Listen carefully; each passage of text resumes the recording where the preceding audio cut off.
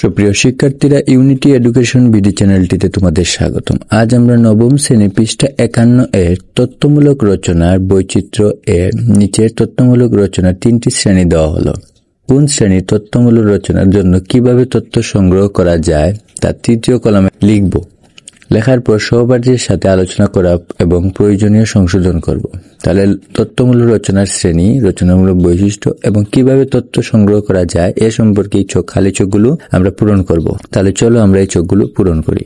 তথ্যমূলক রচনার শ্রেণী প্রথমে দেওয়া আছে লাইব্রেরি ভিত্তিক রচনার বৈশিষ্ট্য। লাইব্রেরিতে সঞ্চিত তথ্যের উপর ভিত্তি করে যেভাবে তথ্য রচনা লেখা হয়। কিভাবে তথ্য সংগ্রহ করা যায়?